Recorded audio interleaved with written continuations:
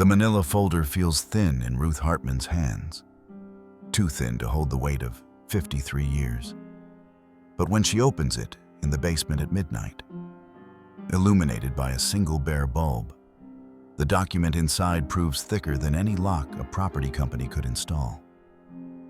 Her mother's signature, dated 1987. The house transferred to Ruth alone. Not Gerald. Never Gerald. In a modest craftsman home in Seattle, a 76-year-old woman and her 78-year-old husband with aphasia just received notice they have 30 days to vacate the house they thought they owned. The eviction letter claims Gerald sold their home 6 months ago to settle medical debt. Documents with signatures neither of them recognize. A sale at half market value, paperwork processed while Gerald was intubated in ICU. Their daughter suggests memory loss. Their son is unreachable overseas. The property company is already changing locks. But when a disgraced paralegal with a taped-together phone and a borrowed label maker arrives for $25 an hour, she brings something the fraud scheme never anticipated. The methodical rage of someone who knows exactly how this works because she lost everything trying to stop it before. Have you ever watched someone you love be dismissed as confused when you knew they were telling the truth? Have you seen paperwork used as a weapon against people who built their lives on keeping careful records?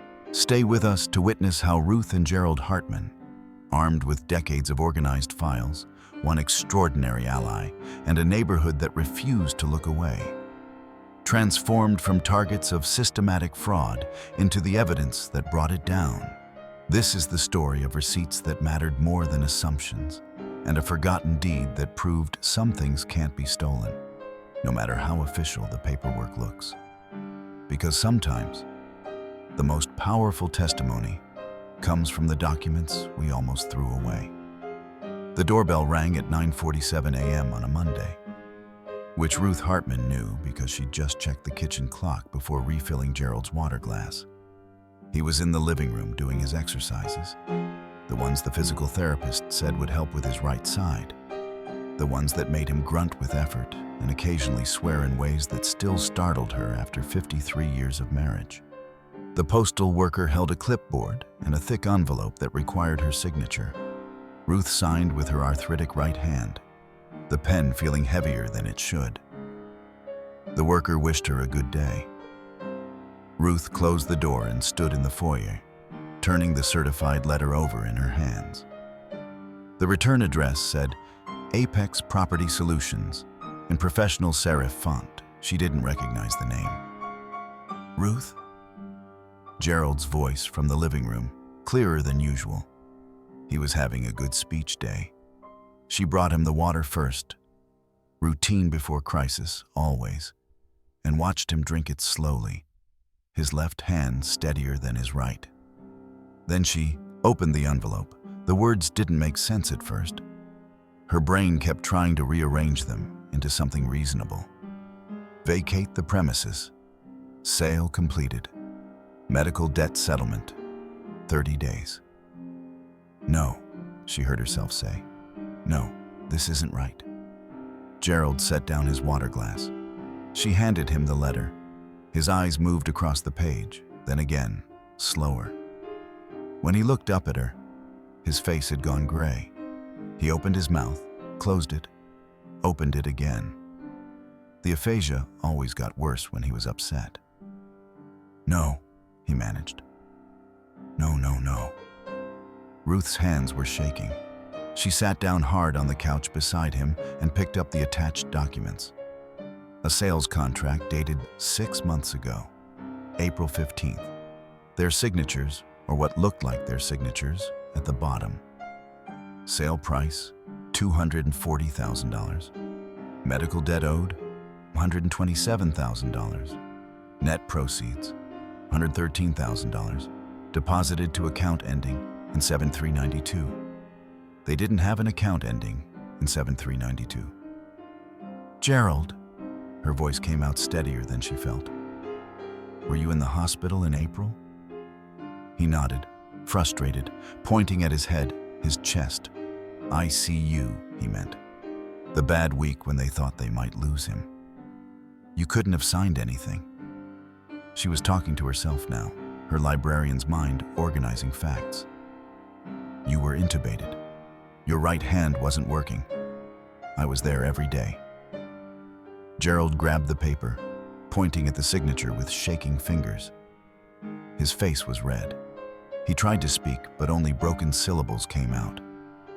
Ruth watched tears of rage pool in his eyes. She pulled out her phone, the one Diane had insisted she get, the one she still struggled with, and called their daughter. It rang 4 times before going to voicemail. She tried again. This time Diane answered, voice tight with her professional patience. Mom, I'm in a meeting. Someone's trying to take our house. A pause. What? Ruth explained, words tumbling over each other. The letter, the fake sale, Gerald's signatures from when he was unconscious. Mom, Diane's voice had shifted into that careful tone, the one she used when she thought Ruth was confused. Maybe Dad signed something and forgot. You know how he's been since the stroke? Ruth looked at her husband.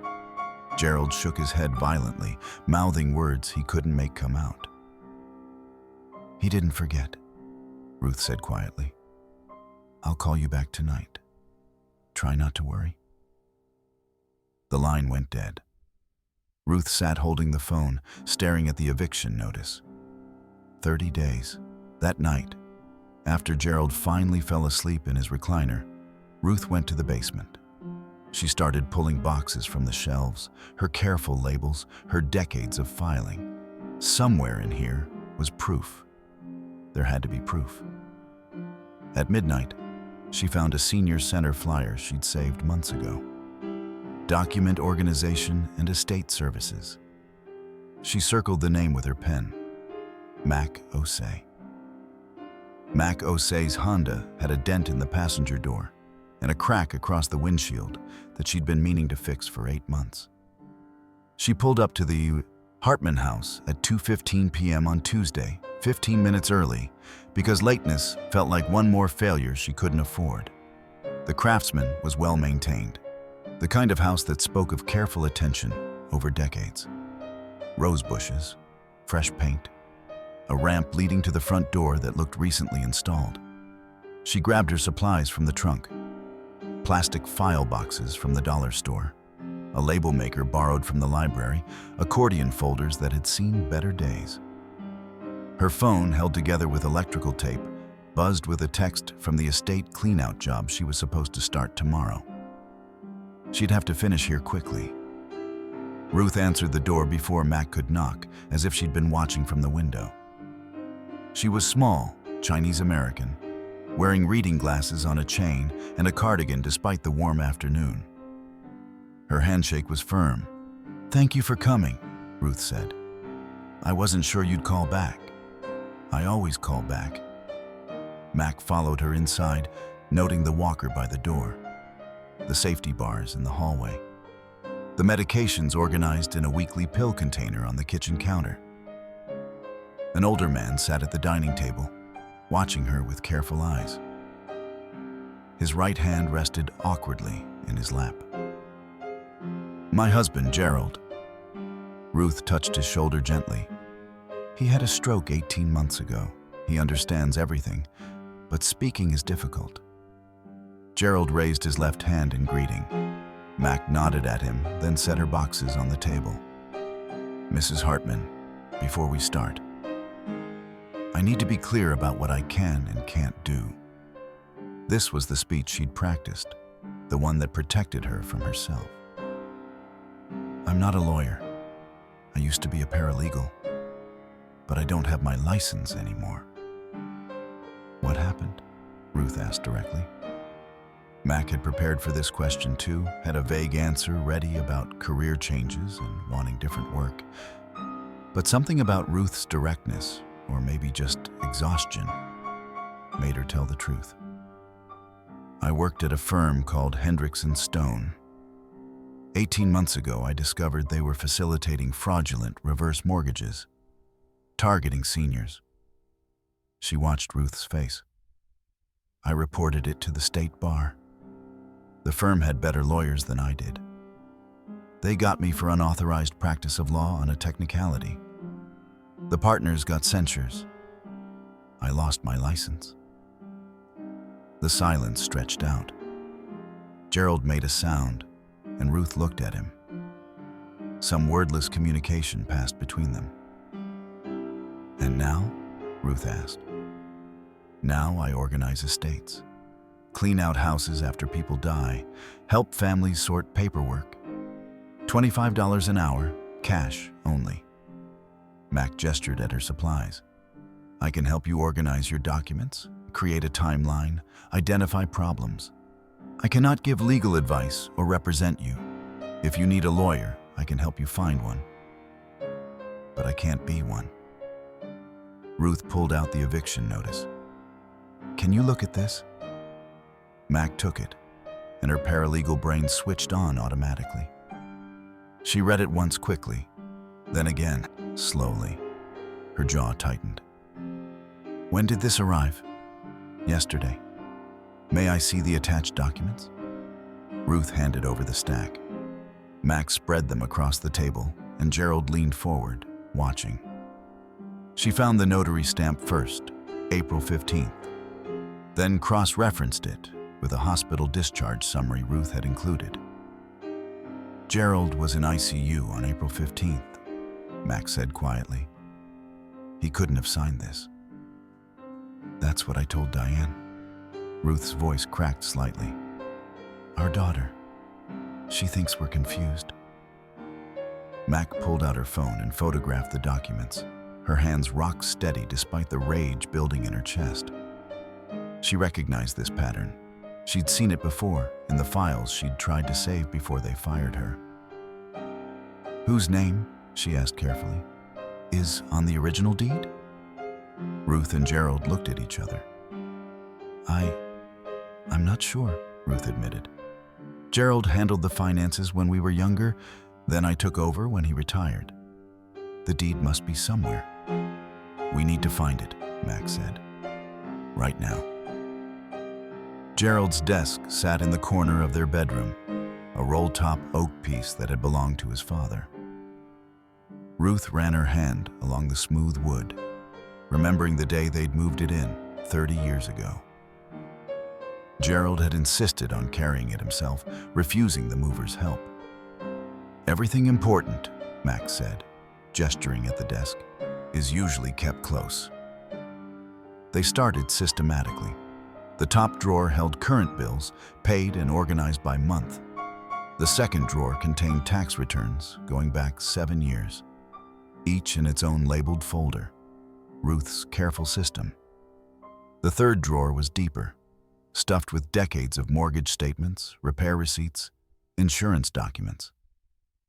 "No deed," Mac said quietly. Gerald, sitting on the bed, made a frustrated sound. He pointed down, then gestured emphatically toward the floor. "The basement?" Ruth asked. He nodded, his good hand moving in a downward spiral. Deep, far down.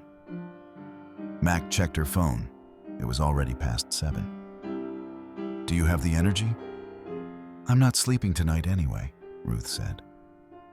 The basement stairs were narrow and steep. Mac went first, finding the light switch at the bottom, a single bare bulb that cast harsh shadows across stacks of cardboard boxes. Ruth had labeled everything: 1975 to 1980 tax records, Gerald's sales awards, children's school papers.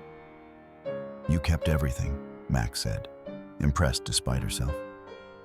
"My mother ran a grocery store," Ruth explained, navigating carefully down the steps. "She said documentation protects people from being cheated. I learned young." They worked methodically, Mac pulling boxes while Ruth identified contents. 2 hours in, Ruth's arthritic hands were aching, and they'd found nothing. Gerald appeared at the top of the stairs, making his way down slowly, gripping the rail. "Gerald, you don't have to," Ruth started. He shook his head, pointing at a far corner behind the water heater.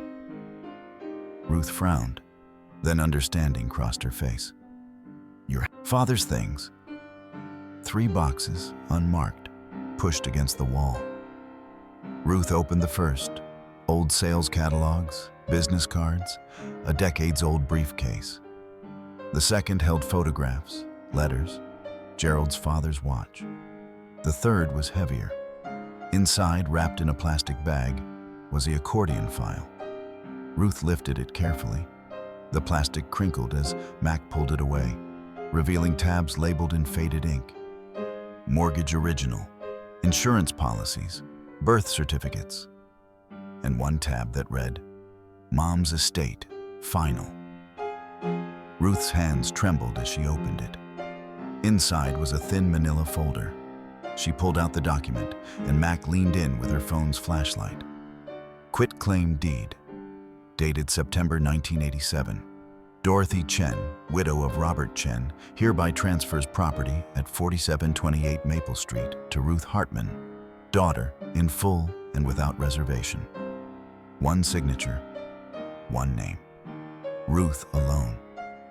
Gerald couldn't legally sell what he didn't own, Mac said, her voice barely above a whisper. This entire eviction is based on a fraudulent transaction. Ruth sat down hard on a cardboard box, still holding the deed. The tears came suddenly, surprising her with their force. Not just fear and anger, but relief so profound, it hurt. Proof. They had proof. Gerald lowered himself carefully beside her, wrapping his good arm around her shoulders. He pressed his face against her hair, and she felt him shaking. Mac photographed the deed from 3 angles, then the folder, then the entire accordion file. Her hands weren't entirely steady. We need to go upstairs, Mac said. I need to organize this properly, create backups, document everything. They made their way back up slowly. Gerald settled into his recliner, exhausted, and was asleep within minutes. Ruth and Mac spread documents across the dining table, the deed in the center like an anchor.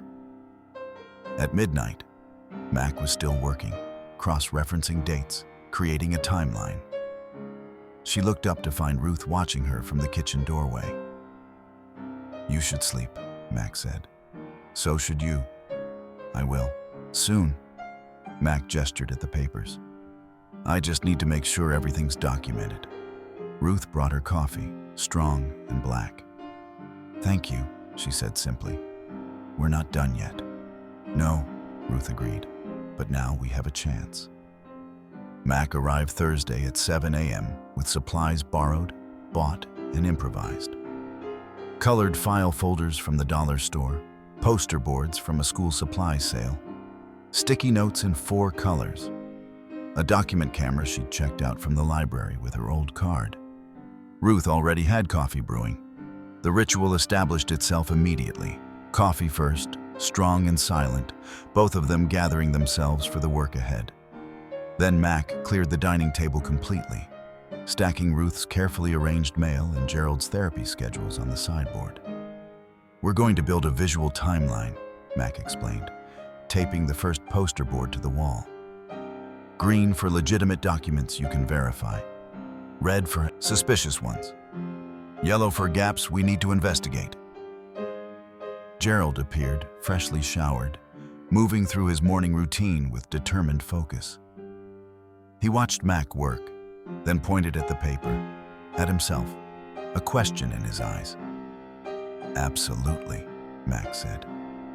I need your eyes on this. You'll catch things I'll miss. They worked in 3-hour blocks, breaking for Gerald's exercises. Mac photographed each document with her taped-together phone, uploading them to a cloud backup she'd created using a borrowed laptop. Ruth added sticky notes beside each item, context, memories, connections. This is when Gerald had his first heart surgery, she wrote beside their 2008 mortgage refinance. We refinanced to pay for Diane's college on a 2003 document. Gerald sat at the table, pointing out inconsistencies Mac nearly missed. A signature on one document that slanted left when his natural writing slanted right. An address listed as 4728 Maple Saint, when every legitimate document said 4728 Maple Street. Small but wrong. By Friday afternoon, the dining room wall had transformed into a color-coded map of their lives. The legitimate documents formed a solid green foundation. The 1987 deed, decades of tax returns, mortgage statements, utility bills. The red documents stood out like accusations. The fraudulent sale contract, the notarized signatures from April 15th, the account statements for a bank they'd never heard of. "Look at this," Max said, pointing at one red document. The alleged sale proceeds went to account number 7392 at Pacific Trust Bank. Do either of you bank there? They shook their heads. "Ruth, do you know how to check your credit report online?" "I've never done it." Mac pulled out the borrowed laptop. "I'm going to teach you." It took 40 minutes, navigating security questions and creating accounts. But finally, Ruth's credit report loaded. Mac watched her face as she scrolled down, seeing the moment she found it. "Pacific Trust Bank," Ruth read aloud. "Account opened amended. November 18th, 2024. Current balance, drawers." 2 weeks after Gerald's stroke. When he was still in acute rehab, when Ruth was sleeping in a chair beside his bed, when neither of them could have opened an account. Gerald's fist came down on the table, not hard, but emphatic. His face had gone red. Mac kept her voice steady. "Everything is evidence. We're documenting all of it." She taught Ruth to screenshot the credit report, save it to multiple locations, print it at the library. Gerald watched intently, and Mac realized he was memorizing the process. "I can gather evidence," Mac said as the printer hummed at the library. "I can organize it, photograph it, create timelines. But I can't file a lawsuit. I need a lawyer, and lawyers cost money you don't have." "Legal aid?" Ruth suggested. "I'm trying." Mac had made 6 calls so far, left 4 messages, received 2 rejections. Most have 6-month wait lists. They returned to the house as evening fell. The evidence wall glowed under the dining room light. Proof of a life lived carefully and proof of someone trying to steal it. Ruth made sandwiches, neither of them ate. Gerald used his iPad to type a message. "Don't stop." "I won't," Mac promised. That night, she sat on the floor of her studio apartment, surrounded by photocopies and notes. Her phone buzzed, a text from the estate cleanout job she'd postponed. They'd found someone else. Mac stared at the evidence she'd gathered, feeling the familiar weight of knowing exactly what was happening and being powerless to stop it through official channels. She'd tried that once, told the truth, followed the rules, trusted the system. The system had crushed her. But maybe, she thought, maybe this time was different. This time she wasn't fighting from inside institutions that protected themselves. This time she was building evidence so clear, so overwhelming, that even a broken system couldn't ignore it. She picked up her phone and tried one more legal aid number. Saturday morning, Max sat on the floor of her studio apartment with her phone and a notebook, working through a list of legal aid organizations. The first 3 had recorded messages about 6-month wait lists. The 4th didn't answer. The 5th told her they only handled family law cases. Northwest Justice Project, a tired voice said on the 6th call. Mac explained the situation in careful professional language. Fraudulent sale, identity theft, elderly victims, documented evidence. The intake coordinator sounded genuinely interested until Mac mentioned real estate fraud. "We don't typically handle property disputes," the coordinator said. "Have you tried the Attorney General's Consumer Protection Division?" 3 times. No callback. I'm sorry. I wish I could help. Mac ended the call and stared at her list. 1 number left. She watched Ruth's hope dimming with each rejection, saw Gerald's frustration building. They trusted her to find help, and she was failing them. Her phone rang. Diane. Mom says you've been going through their private papers, Diane said without preamble.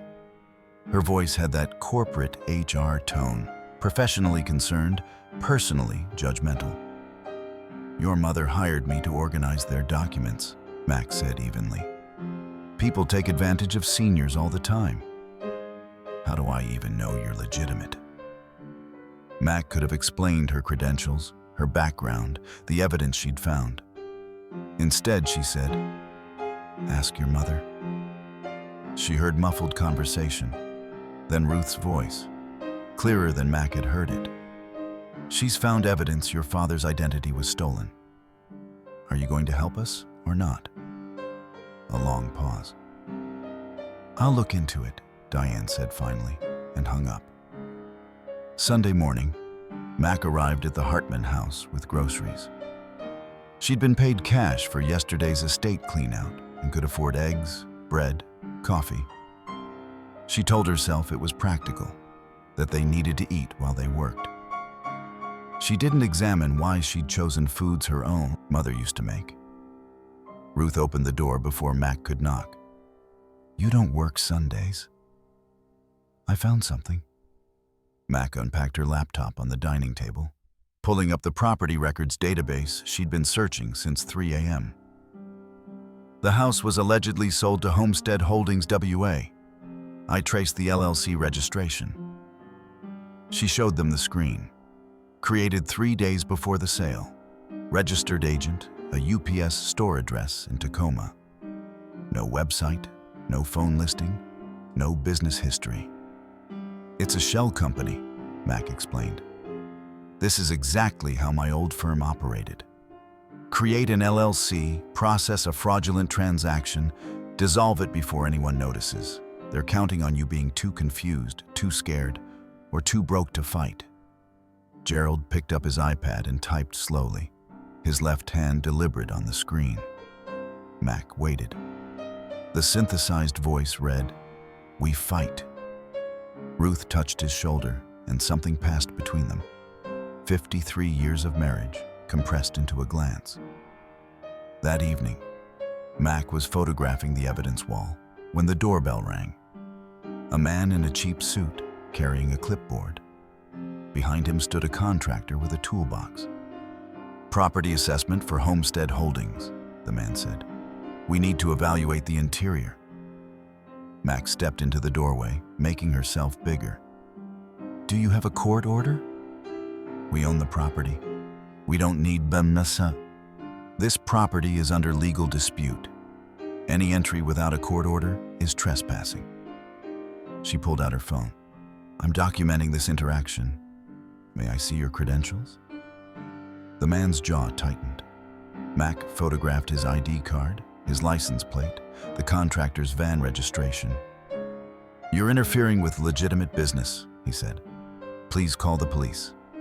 I'd love to explain the situation to an officer. They left. Mac closed the door, her hands shaking with adrenaline. Through the window, she watched their vehicle disappear down the street. Ruth appeared beside her. They'll come back. I know. Mac looked at the evidence wall, at 50 years of careful documentation. But now we're ready. She just needed to find them a lawyer before Apex's next move. The battle had begun, and they were running out of time. Monday morning, Ruth found the flyer taped to their front door. Heavy cardstock, professionally printed. Notice of pending eviction, final warning. 23 days remaining. Mac photographed it immediately, adding it to the evidence wall with a yellow sticky note marking the countdown. I'm going to book club, Ruth said, her voice tight. I can't sit here thinking about this. Go, Mac said. Gerald and I will take a walk. She'd noticed his physical therapy routine included neighborhood walks, and she needed to understand the geography. Who might have seen the Apex vehicles? Who might remember the day they changed the locks, if it came to that? They moved slowly down the sidewalk, Gerald setting the pace with his cane. 3 houses down, a woman in her late 60s was pruning rose bushes. She looked up as they approached, and Max saw recognition in her face. "You're staying with the Hartmans," she said. Not a question. "Helping with some paperwork," Mac replied carefully. "Vivian Park." She stripped off her gardening gloves, shook Mac's hand firmly. "I've noticed the Apex vehicles." Mac went still. "You know them?" "They approached us last year, said our property taxes were overdue." Complete lie. "I reported them to Consumer Protection, the Attorney General's office, the Better Business Bureau." Vivian's expression hardened. Nothing happened. No investigation, no follow-up. It's like they're untouchable. Gerald made a sound, frustration, recognition. He pulled out his iPad and typed, "Us two, trying to steal house." Vivian looked at the screen, then at Mac. "Are you fighting them?" "We're trying. Here." Vivian pulled a business card from her pocket, crossed out the printed number, wrote a new one. "Call me if you need anything. Witnesses, documentation, whatever. These people are predators." That afternoon, Mac took Ruth to the police station to file a fraud report. The officer who took their statement was young, polite, and clearly skeptical. "So you're saying your husband didn't sign these documents?" he said slowly, as if speaking to someone confused.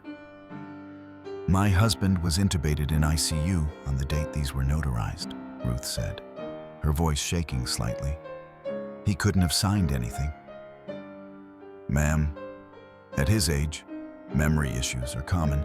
Sometimes people forget." "I don't have memory issues." Ruth's voice cut through, sharper than Mac had heard it.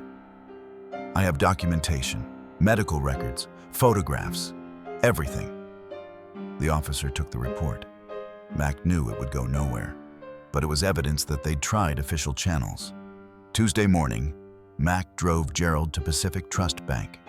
She'd called ahead, requesting a meeting with a manager about a fraudulent account. The branch manager was defensive from the start, citing privacy laws and bank policy.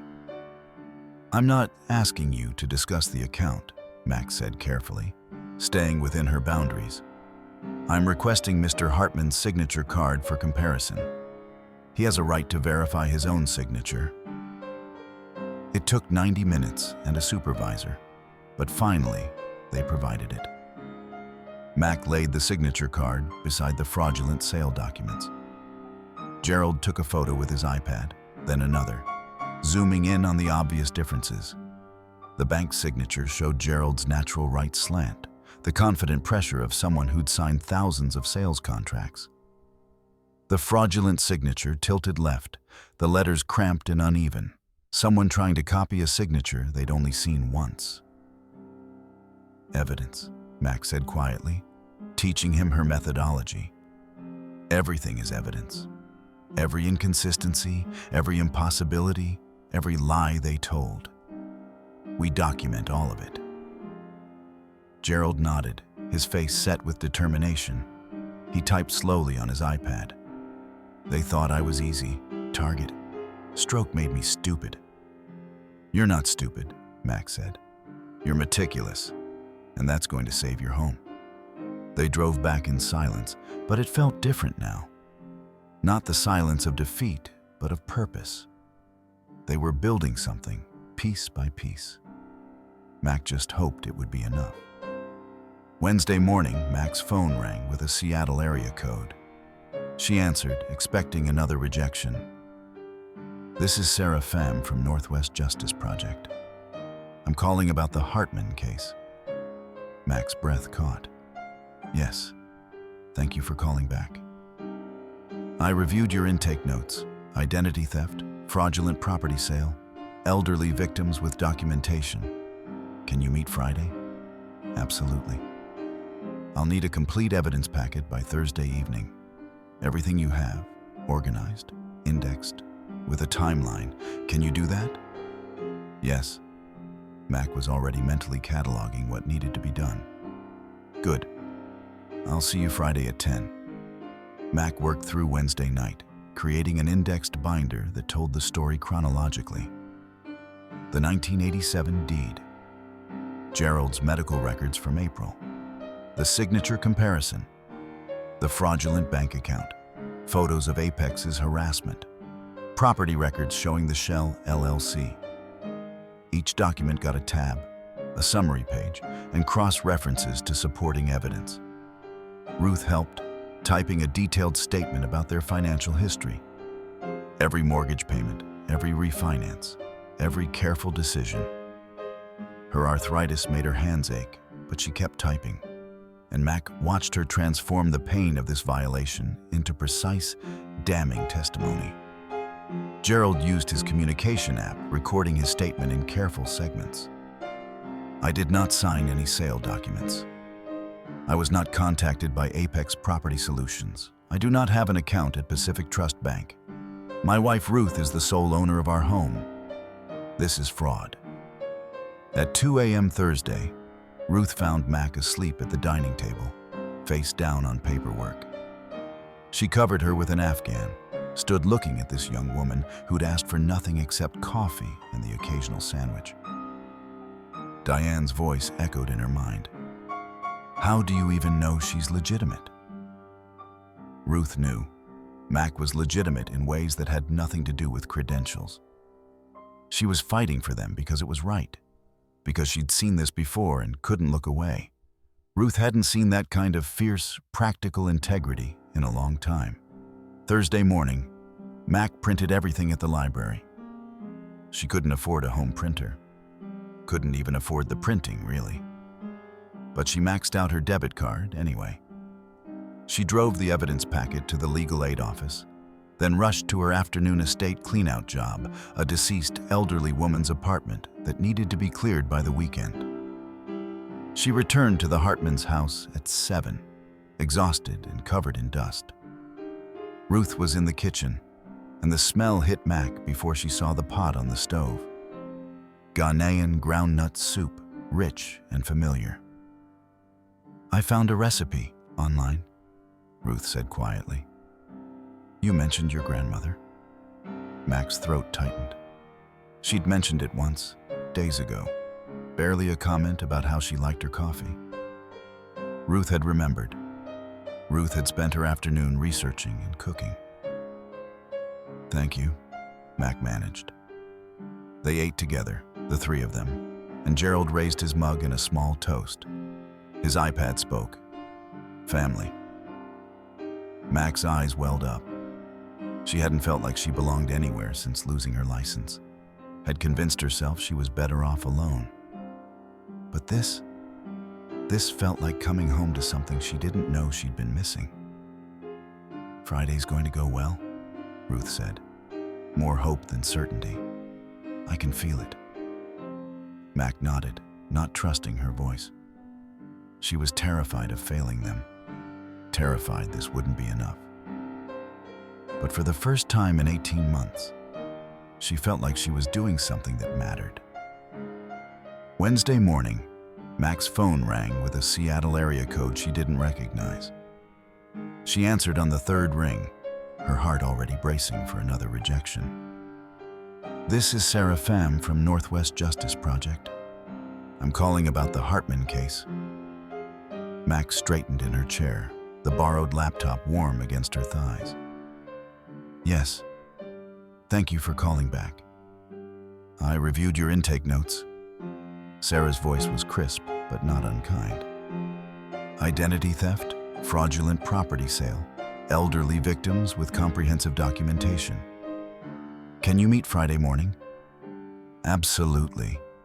Mac grabbed a pen that had rolled under the Hartman's coffee table. I'll need a complete evidence packet by Thursday evening. Everything you have, organized, indexed, with a clear timeline. Can you do that? Mac looked at the dining room wall, at the color-coded timeline she'd been building for days. Yes. Good. 10 a.m. Friday. Don't be late. The line went dead. Mac sat motionless for 30 seconds, then called up the stairs. Ruth, we got one.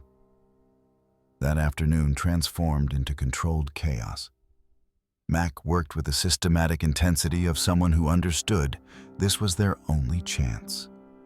She created an indexed binder that told the story chronologically, each section building toward inevitable conclusion. This was fraud. The 1987 deed came first, the foundation that made everything else impossible.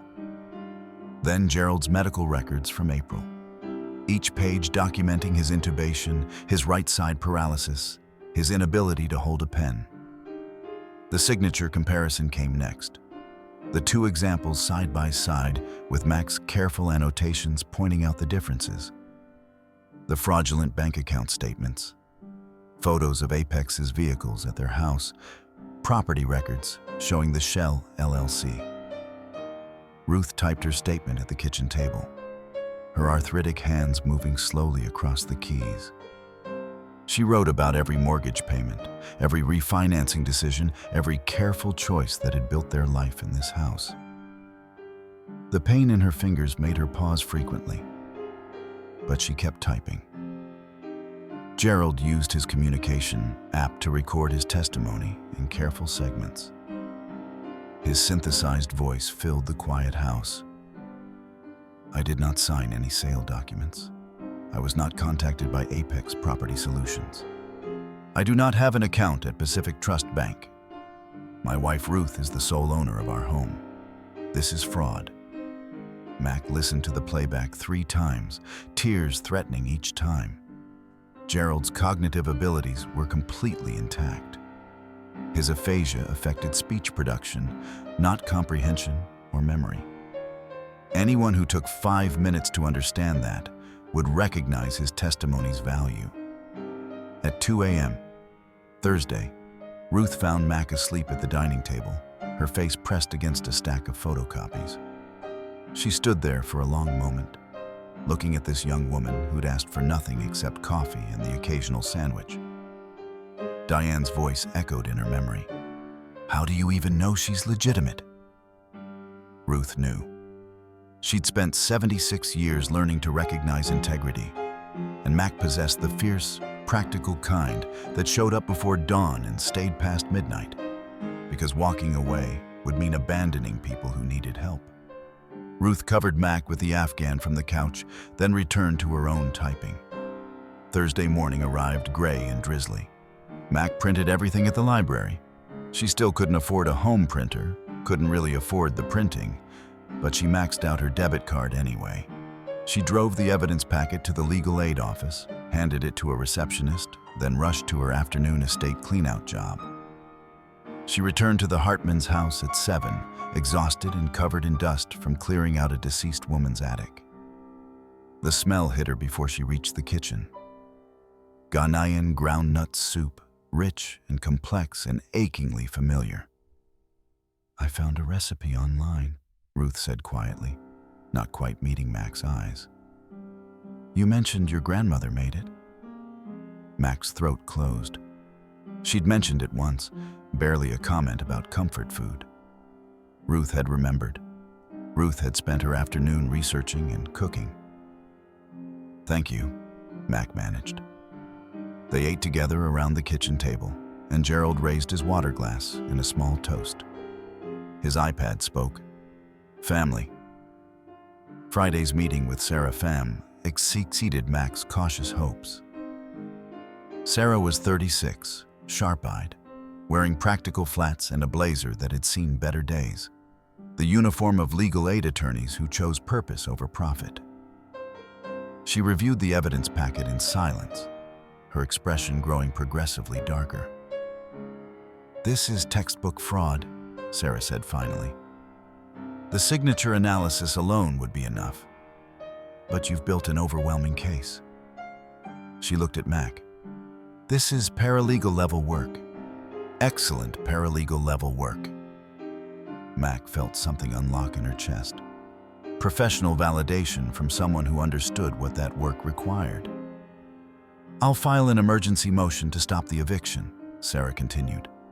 It'll take a week to prepare properly, but we'll get a hearing date within 2 weeks after that. They celebrated that evening with takeout Chinese food, Kung Pao chicken and lo mein eaten straight from the containers while they watched Jeopardy. Gerald answered 3 questions correctly before anyone else, grinning triumphantly each time. Saturday morning arrived bright and clear. The Hartmans had a 9 a.m. appointment with Gerald's neurologist for a routine checkup. Mac had an estate clean-out job across town, a deceased elderly man's apartment that needed to be cleared before his landlord could re-rent it. We'll be back by 11, Ruth said, gathering Gerald's medications into her purse with practiced efficiency. Want me to pick up groceries? I'm good, Mac said. See you this afternoon.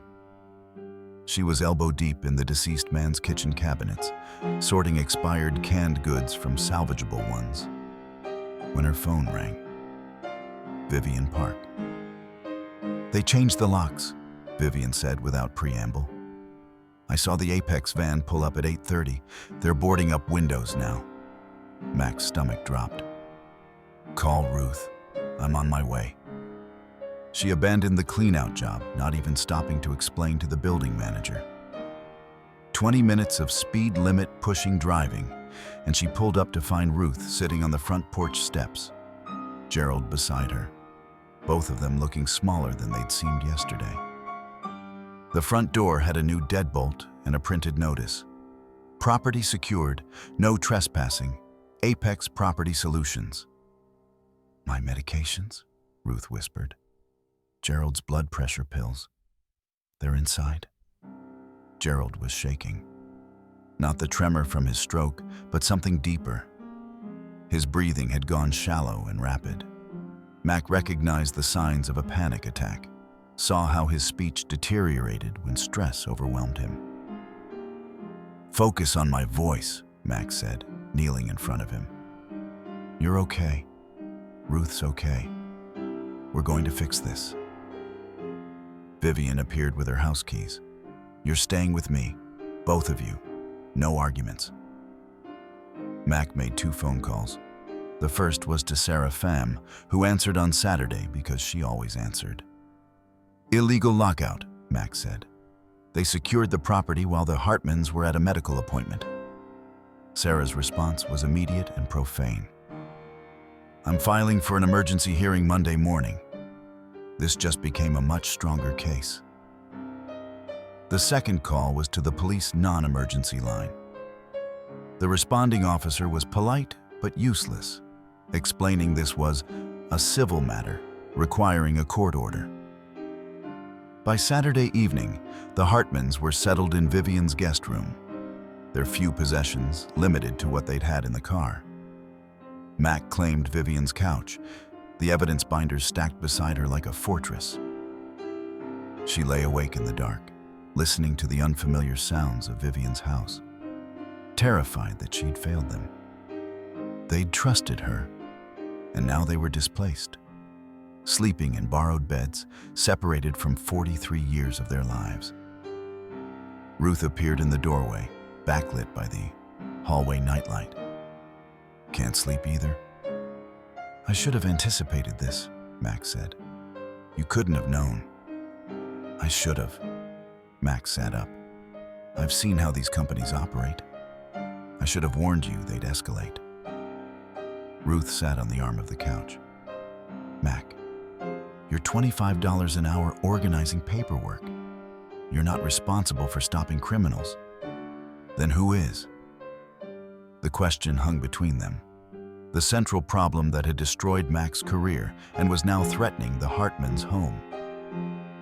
Who stopped predators when the systems designed to protect people were too slow, too bureaucratic, or too compromised to act?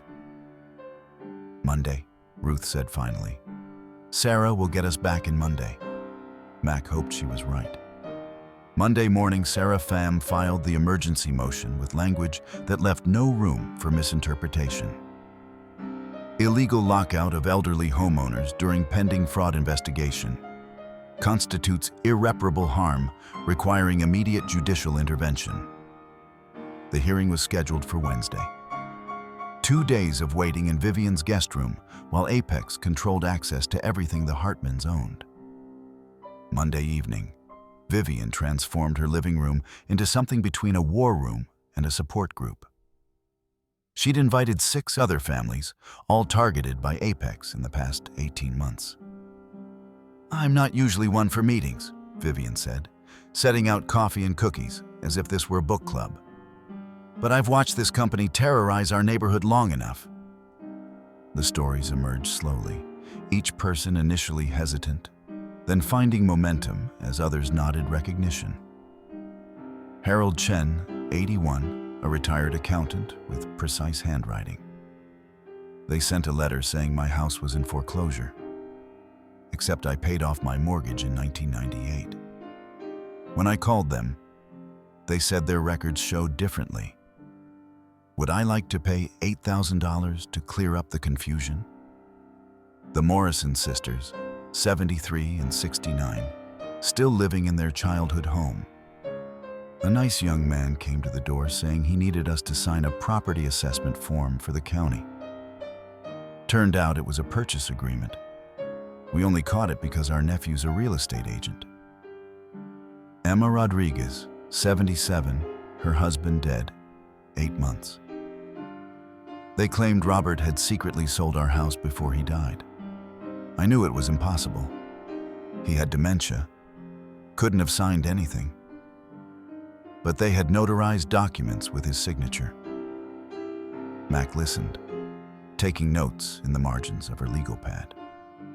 Ruth and Gerald sat close together on Vivian's couch, Gerald's good hand holding Ruth's tightly. "They target us specifically," Vivian said.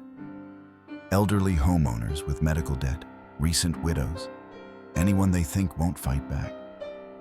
Half the families I contacted tonight were too ashamed to come. They paid Apex thousands to fix fraudulent problems just to make them go away." "How many families total?" Mac asked. "That I know of personally, 15. But I'm just one block." Harold cleared his throat. "I pulled property records Friday after Vivian called. Apex has been involved in 23 residential transactions in this county in the past 18 months.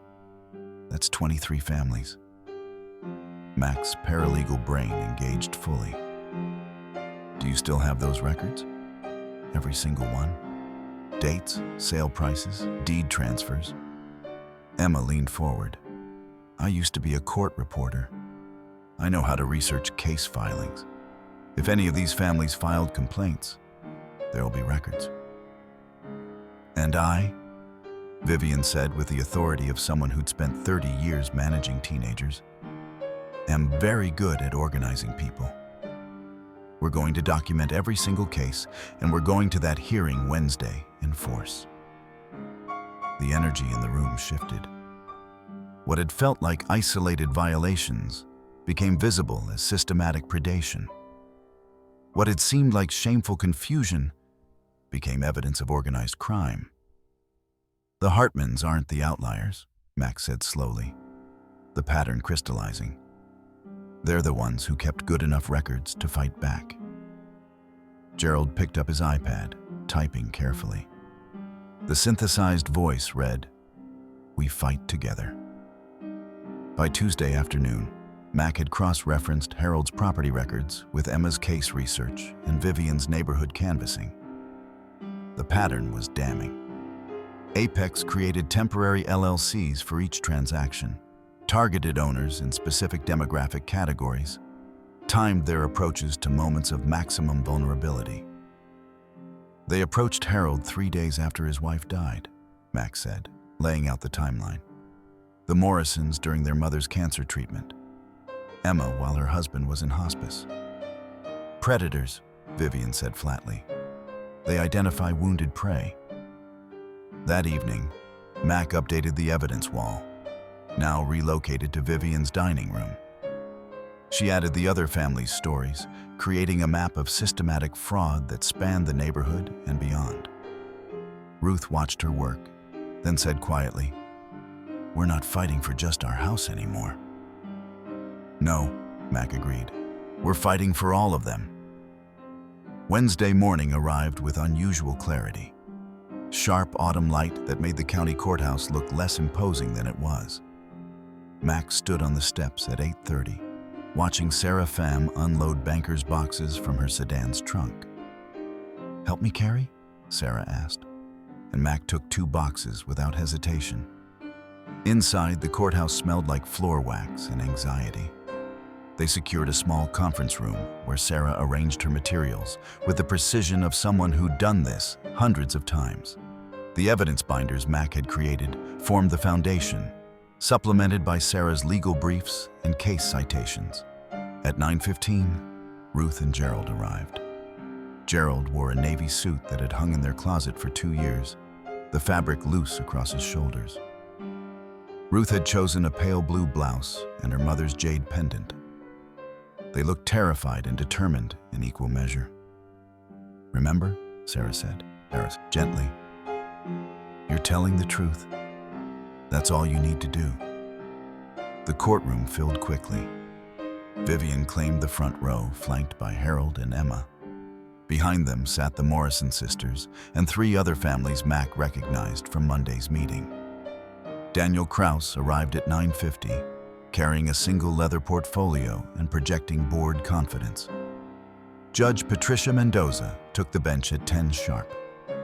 She was 62, with steel gray hair and the brisk efficiency of someone who had seen every courtroom trick. Her reputation preceded her: smart, impatient with nonsense, intolerant of anyone who wasted her time.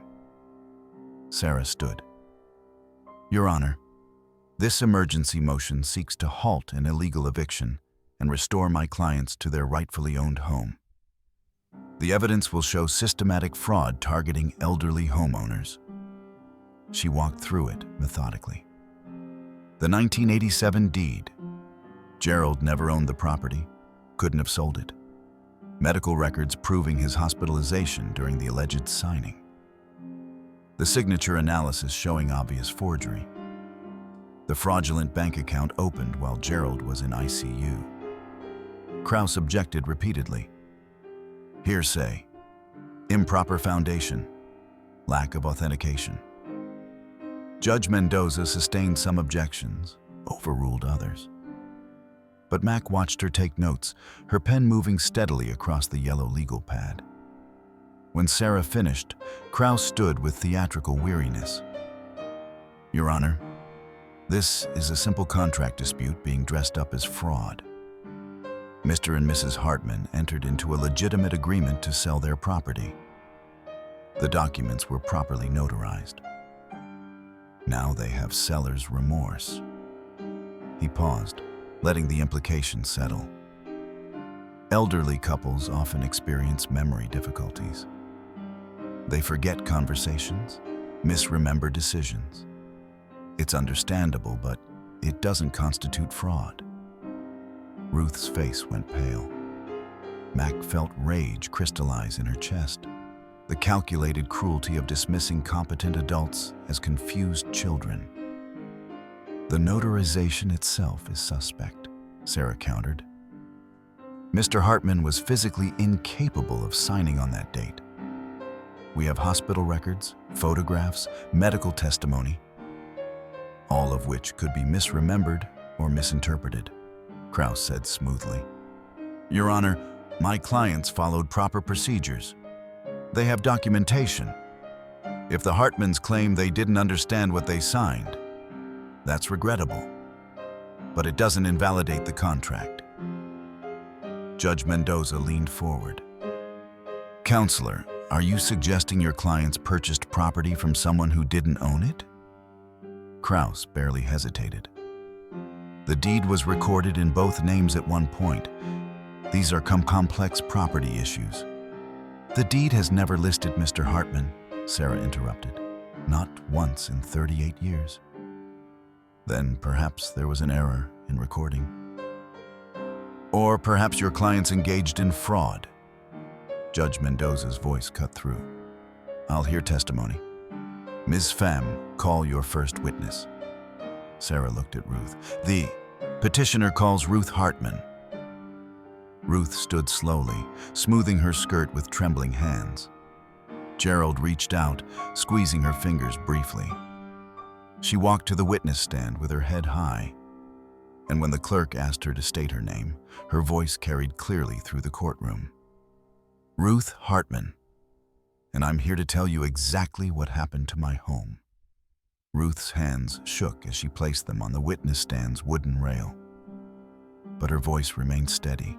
Sarah began with gentle questions. How long had she lived in the house? How had she acquired it? What was her relationship with Gerald? My mother transferred the deed to me in 1987, Ruth explained, after my father died. It was her way of ensuring I had security. Gerald supported that decision completely. He never wanted his name added because he trusted me to manage our finances. Sarah introduced the 1987 deed into evidence. Kraus objected. Judge Mendoza overruled him.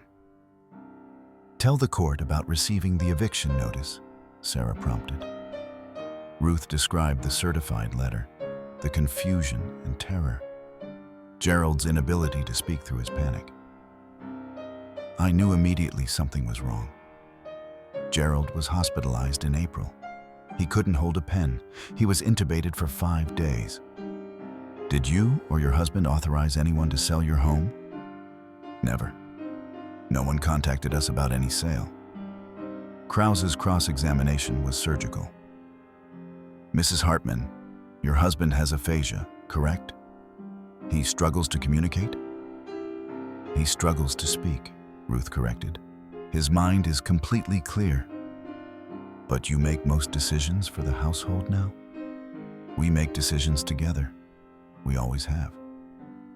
At 76, do you sometimes forget things? Misplace items? Ruth's jaw tightened. I have arthritis, counselor, not dementia. I remember everything about my house, my finances, and my husband's hospitalization. But isn't it possible? My husband was intubated in the ICU on April 15th, Ruth said, her voice cutting through his condescension. I was there every day. He couldn't have signed anything. This isn't memory failure. It's fraud. The courtroom went silent. Max saw Judge Mendoza suppress a smile. Sarah called Gerald next. The bailiff helped him to the stand, where his iPad was admitted as assistive technology. Sarah asked him to type his responses, which the app's synthesized voice would read aloud. Mr. Hartman, did you sign documents selling your house? Gerald typed slowly, deliberately. The voice read, No. I did not sign. I was not contacted. I do not have a bank account at Pacific Trust Bank. Can you explain what happened in April? His fingers moved across the screen. Stroke, hospital, ICU. Could not hold pen, could not write. Ruth was with me. Kraus stood for cross-examination, and Max saw the calculation in his eyes. How to discredit someone with a disability without appearing overtly cruel. Mr. Hartman, you can barely speak. How can we trust your memory of events from 6 months ago? Gerald's response came quickly. My brain works, my voice doesn't. Not the same. Murmurs of approval from the gallery. Judge Mendoza didn't quiet them. But aphasia affects cognitive function. Gerald typed again, the synthesized voice clear. Aphasia affects speech production, not memory, not intelligence. Look it up. Even Kraus seemed taken aback. Sarah stood smoothly. Your Honor, I'd like to introduce Exhibit 7, the signature comparison. She projected 2 images side by side. Gerald's signature from the Pacific Trust Bank card, confident, right slanting, with the distinctive loop on the G he'd used for 50 years. Beside it, the signature from the fraudulent sale documents, cramped, left slanting, letters formed differently. These signatures, Sarah said quietly, were not made by the same person. Kraus had no response. He returned to his table, rifling through papers as if searching for something he'd misplaced. Judge Mendoza studied the comparison for a long moment. Mr. Kraus, would your client like to explain how they obtained property from someone who never owned it, using signatures that don't match during a period when the alleged seller was hospitalized? Your Honor, I'd need to consult with my client. I'm sure you would. Judge Mendoza's tone made clear what she thought of his client's practices. Ms. Pham, do you have additional witnesses? Yes, Your Honor. We have documentation showing this is part of a systematic fraud operation targeting elderly homeowners throughout the county. Kraus stood quickly. Objection. Other cases are irrelevant. They establish a pattern, Sarah said, which is highly relevant to determining whether this was an innocent error or deliberate fraud. Judge Mendoza leaned back in her chair. I'll allow it. Call your next witness. Judge Mendoza called a 15-minute recess. Mac watched Kraus retreat to the hallway, his phone already pressed to his ear, his free hand gesturing sharply. Through the glass doors, she could see him pacing, his professional composure cracking. Sarah used the break to review her final exhibits with Ruth and Gerald. Harold sat beside them. His accounting analysis spread across the defense table like evidence of a crime scene. Which, Mac supposed, it was. When court resumed, the gallery had grown. 2 reporters had slipped into the back row, notebooks open. Word was spreading. Miss Pham, Judge Mendoza said, you mentioned additional evidence of a pattern. Sarah stood, her movements economical. Yes, Your Honor. I'd like to call Harold Chen to explain what he discovered. Harold took the stand with quiet dignity, still wearing his cardigan despite the courthouse's warmth. He explained his accounting background, then walked through his analysis with the precision of someone who'd spent 50 years finding discrepancies in financial records. Homestead Holdings Washington is one of 17 LLCs, Harold said, his soft voice carrying clearly. All created within 6 months, all registered to the same mail drop in Tacoma, all involved in purchasing residential properties from elderly owners at 40 to 60% below market value. He produced a spreadsheet, color-coded, cross-referenced, damning in its clarity. Mac recognized her own organizational methodology reflected in his work. These LLCs appear to target homeowners during vulnerable moments, Harold continued. Recent hospitalizations, spousal deaths, medical debt. The pattern is unmistakable. Kraus objected. Your Honor, these other cases are irrelevant to the Hartman's specific situation. They establish a systematic pattern of fraud, Sarah interrupted, which is highly relevant to determining whether this was an isolated mistake or deliberate criminal enterprise. Judge Mendoza leaned forward, studying Harold's spreadsheet. Counselor, they establish a pattern. I'll allow it. Sarah called Emma Rodriguez next. Emma described her experience with clinical efficiency, her husband's death, Apex's immediate approach, the fraudulent documents claiming he'd sold their house before dying. I knew it was impossible, Emma said. Robert had dementia. He couldn't have signed anything. But they had notarized paperwork, official-looking documents. They counted on me being too overwhelmed to fight. Why didn't you? Sarah asked gently. Emma's jaw tightened. Because fighting alone felt impossible. Because I was ashamed. Because I thought maybe I was the one who was confused. Mac saw Ruth reach for Gerald's hand, recognition passing between them. Sarah called Vivian last.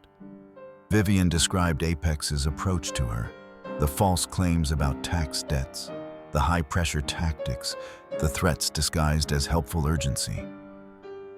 They target us specifically, Vivian said, her teacher voice filling the courtroom. Elderly homeowners who they assume won't fight back.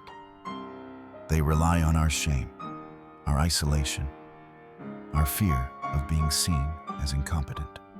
Judge Mendoza took extensive notes, her expression growing progressively darker. Sarah returned to the podium for her closing argument. Your Honor, the evidence shows this isn't a contract dispute. It's organized fraud targeting vulnerable seniors. The Hartmans have proven Gerald never owned the property, couldn't have signed the documents, and never authorized any sale. But beyond that, they've exposed a systematic scheme that has victimized dozens of families. She paused, letting the weight settle. We request the court grant immediate injunctive relief restoring the Hartmans to their home, void the fraudulent sale, and refer this matter to law enforcement for criminal investigation. Judge Mendoza didn't hesitate. The evidence of fraud is overwhelming. Emergency motion granted. The Hartmans are restored to their property immediately. She looked directly at Krause, her voice hardening. I'm referring this matter to the State Attorney General's office and the county's prosecutor for criminal investigation. Your client will cooperate fully, or I'll issue contempt orders. Are we clear? Krause's face flushed red. Yes, Your Honor. The gallery erupted in quiet celebration, hands clasped, tears flowing, vindication settling like grace over people who'd been dismissed as confused for too long. By 3 o'clock Wednesday afternoon, a sheriff's deputy was escorting Ruth, Gerald, Mac, and a locksmith back to the Hartman house. Mac photographed everything as they entered. The condition of each room, the notices Apex had taped to walls, the new locks they'd installed on interior doors. The house was exactly as they'd left it, preserved in the amber of interrupted life. Gerald's therapy equipment still sat in the living room corner. Ruth's half-finished crossword puzzle lay on the kitchen table. Only the Apex notices felt foreign. Corporate intrusions in a space built from 50 years of careful living. The locksmith worked efficiently, replacing every lock Apex had touched. Max stood guard at the door, documenting each step, still half expecting someone to arrive with new paperwork claiming this was all a mistake. Ruth moved through the house touching things, the back of Gerald's recliner, the kitchen counter where she'd made coffee that Saturday morning before everything changed, the banister leading upstairs, reclaiming territory through tactile memory. That evening, Vivian arrived with dinner. Then Harold, then Emma, then the Morrison sisters. The Hartman house filled with a neighborhood coalition that had formed from crisis, people who'd discovered they weren't isolated victims, but part of something larger. To justice, Vivian said, raising her glass of wine. To evidence, Harold added with gentle humor. To Ruth and Gerald, Max said quietly, who refused to disappear. Diane called at 8, her voice thick with tears. Mom, I'm so sorry. I was so wrong about everything. About Mac, about your ability to handle this, about... Come visit next month, Ruth interrupted gently. We'll talk then. It wasn't forgiveness exactly, but it was a door left open. Sometimes that was enough. Over the following 2 weeks, the story expanded beyond their dining room. The State Attorney General opened a formal investigation into Apex Property Solutions and its network of LLCs. A local TV station ran a segment featuring Ruth, Gerald, and 3 other affected families. Elderly people speaking clearly about systematic fraud, refusing to be portrayed as confused victims. Apex's offices were raided on a Tuesday morning. Records were seized, computers confiscated, operations suspended pending investigation. Daniel Krause quietly withdrew from representing them, his firm releasing a statement about being deceived by our client. On Thursday afternoon, Mac's phone rang with a Seattle number. Sarah Pham. "We're hiring a paralegal coordinator for our elder fraud unit," Sarah said without preamble. "Someone to work with, seniors on document organization, evidence gathering, client education. $38,000 a year with benefits. I'm recommending you." Mac sat down hard on her apartment floor. "I don't have my license.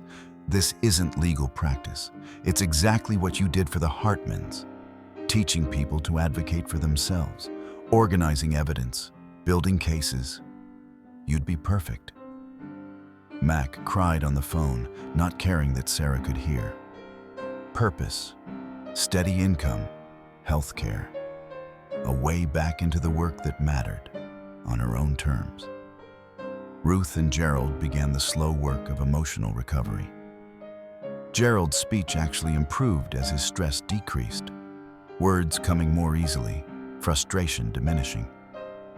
Ruth joined a support group for fraud victims, discovering she had gifts for listening and validating others' experiences. But there was one more conversation they needed to have. 2 weeks after the hearing, Ruth asked Mac to stay for dinner. They ate quietly, pot roast, Gerald's favorite, and afterward, Ruth cleared her throat. "We have a proposition," she said. Gerald pulled up his iPad, typing what he'd clearly prepared in advance. The synthesized voice read, "The guest house. We want you to live there. Rent-free first year, then fair rent. But only if you want. No obligation." Max stared at them. "I can't accept." "We're not asking for gratitude," Ruth said firmly. "We're offering family." The Saturday morning, Ruth proposed living in their guest house. Mac had laughed, actually laughed. Something that still felt foreign after 18 months of surviving rather than living. She'd been helping Gerald replace the rotted boards on the back deck when Ruth appeared with coffee and the kind of determined expression Mac had learned meant serious conversation was coming. "We want you in the guest house," Ruth said without preamble. "Rent-free for the first year while you get established with Sarah's office. Then we'll figure out something fair." Mac set down her hammer carefully, buying time. The guest house was a converted art studio, maybe 400 square feet, that Ruth had used before arthritis made painting impractical. Through its windows, Mac could see the main house's kitchen. Imagine Ruth making coffee each morning, Gerald doing his therapy exercises in the living room.